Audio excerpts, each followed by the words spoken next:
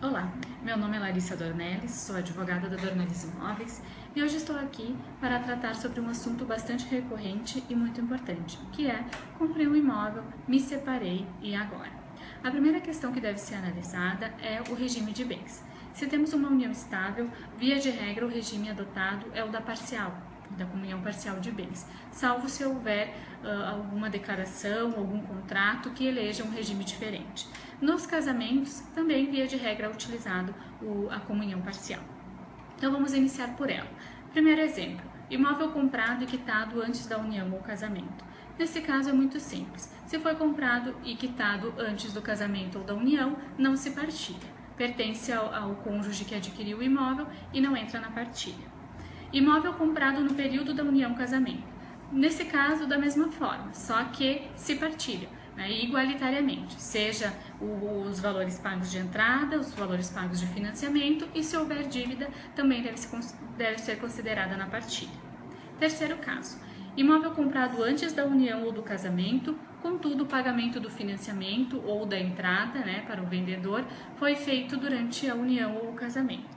Então esse caso é o que mais gera dúvidas para as pessoas. Comprei um imóvel antes da minha união, do meu casamento, mas o pagamento das prestações contínuas ocorreu depois. Então, nesse caso, deve ser apurado o valor que efetivamente foi pago dentro do período da união ou do casamento, né? Esse valor deve ser dividido por 2 e, com base nisso, teremos o valor que pertence a cada parte, né? O valor que, se um comprar do outro, vai ter que ressarcir, né? E ocorrendo a compra do imóvel por um dos cônjuges ou companheiro, deve ser levado em consideração também o valor da valorização do imóvel, que deve ser dividida e agregar o valor que deve ser pago, que diz respeito aos valores que foram pagos do imóvel no período do casamento ou da união. Tá? Outra coisa bem importante de levar em consideração é o financiamento, o débito de financiamento.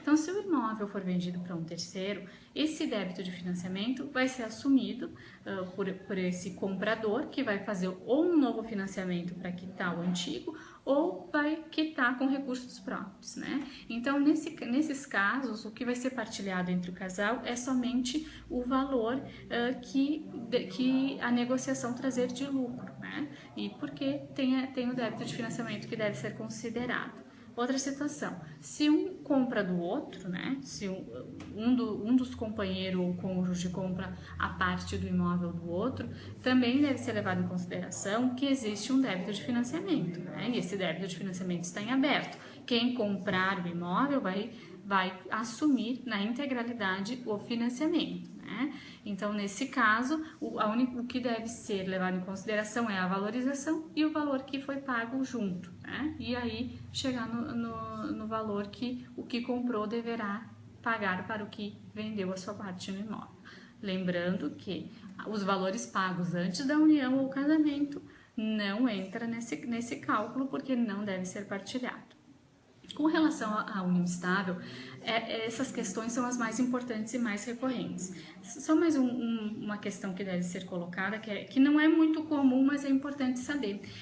Se, por exemplo, depois da união ou do casamento, em que o regime for comunhão parcial, uma das partes adquire o imóvel, mas com recursos advindos de um bem particular, né? Nesse caso também não se partilha. Então, por exemplo, eu me casei, né? O regime é comunhão parcial de bens, contudo, eu adquiri um imóvel com o dinheiro de um outro imóvel que eu tinha, que não foi adquirido na constância da união, do casamento. Era um imóvel anterior que eu tinha, que eu comprei com meus recursos próprios e que pertencia só a mim.